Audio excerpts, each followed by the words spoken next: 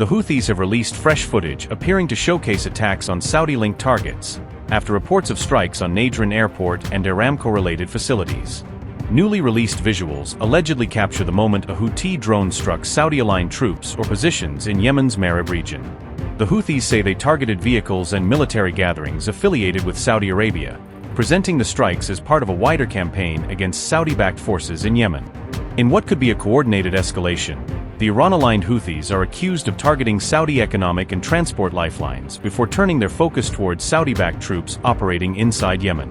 Fresh clips and reports have renewed concerns about Houthi ambitions on Yemen's western coast, although the group does not currently control the entire Bab al-Mandab coastal area despite holding the key Red Sea port city of Hodeidah. A Saudi-aligned Yemeni minister has warned that the Houthis may be attempting to expand towards the Bab al-Mandab Strait, but the group says its reported operation is aimed at areas south of Hodeidah rather than directly capturing the strategic waterway. Yemen's internationally recognized government has issued a stark claim amid rising tensions, warning of a possible Houthi move near Bab al-Mandab. The government's information minister claimed Houthi rebels are plotting to seize territory near Bab al-Mandab, potentially expanding their strategic reach. The minister told AFP that the Iran-backed proxy is seeking to expand its presence along Yemen's Red Sea coast and nearby strategic areas.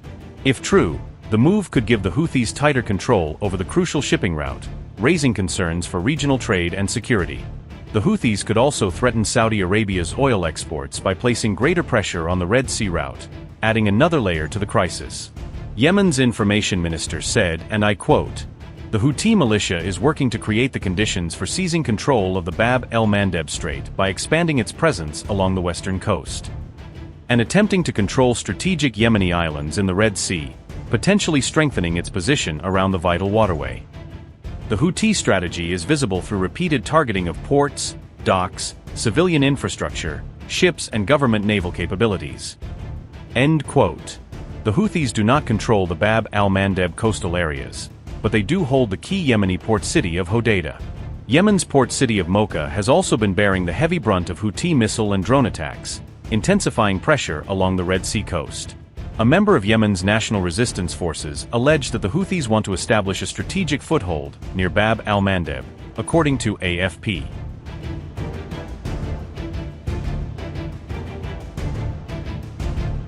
In a major twist, Houthi military sources reportedly confirmed that an operation is indeed ready to take off, raising fresh questions over its objective.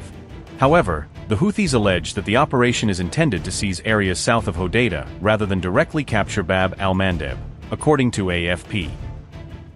Around 2,000 Houthi fighters are reportedly ready for deployment along Yemen's western coast, AFP claimed, potentially signaling a major mobilization. A Yemeni official alleged that the Houthis want to turn Bab al-Mandeb into another Strait of Hormuz, transforming the strategic waterway into a major pressure point. If the Houthis gain greater control, their ally Tehran could stand to gain the most, with increased strategic access to the Bab al-Mandeb and Red Sea corridor. Hours earlier, reports claimed that Houthi strikes had hit Saudi-linked targets including Nadran airport and Aramco-related facilities, signaling a potential widening of the group's pressure campaign against the kingdom. A day after claiming mass Saudi losses, the Houthis said they struck the kingdom again, opening a second straight day of reported cross-border drone operations. Yemen's Houthis claimed 2 new drone attacks inside Saudi Arabia on August 20th, targeting sites in the kingdom's southern border region. The Iran-backed group said both operations targeted the southern region of Nadran, an area close to Yemen that has repeatedly faced Houthi drone attacks. One drone operation targeted what the Houthis called a sensitive site at Nadran airport, though the group did not identify the facility allegedly struck. A second drone operation targeted an Aramco facility in Nadran, according to AFP, placing Saudi energy infrastructure back in the group's crosshairs.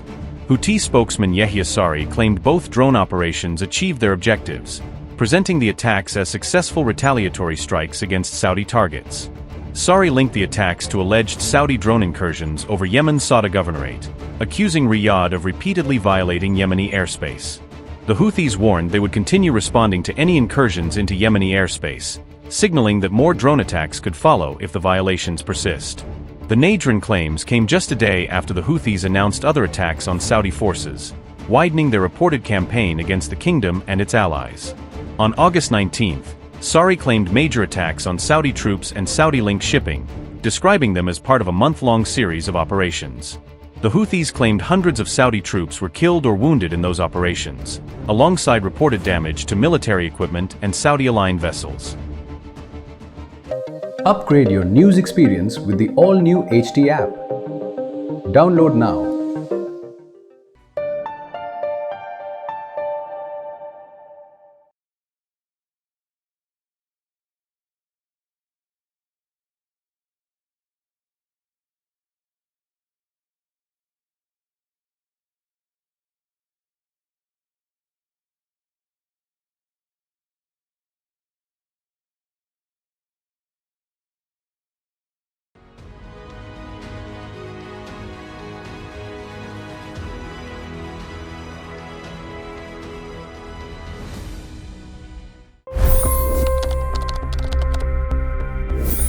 $25 crore गरीब गरीबी को परास्त करके बाहर निकले।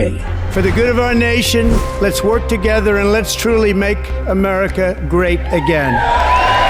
The fastest news breaks. Requested PM saying that look, you will have to speak to Putin and to Zelensky. The biggest news makers. The relationship with India is probably the most important bilateral relationship the US will have for the rest of this century. The capital delivered quite an election result today. Expert analysis. The million-dollar question today is how to stop this dance of death. Ground reports. I'm standing at the crossroad of the Kumbh Mela. Behind me are more than 100 entry ghats. Long-form interviews. Exclusionary politics is reflected in Manipur case as well. You don't bother because this is a small state.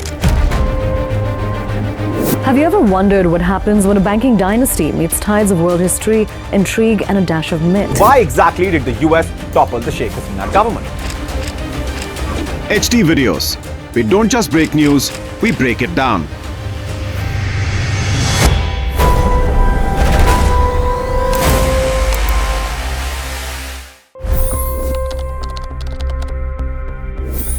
$25 crore गरीब गरीबी को परास्त करके बाहर निकले। For the good of our nation, let's work together and let's truly make America great again.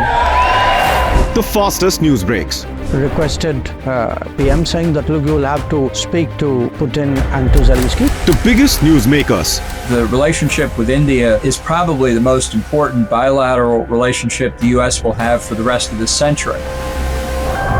The capital delivered quite an election result today. Expert analysis. The million-dollar question today is how to stop this dance of death. Ground reports. I'm standing at the crossroad of the Kumbh Mela. Behind me are more than 100 entry ghats. Long-form interviews. Exclusionary politics is reflected in Manipur case as well. You don't bother because this is a small state.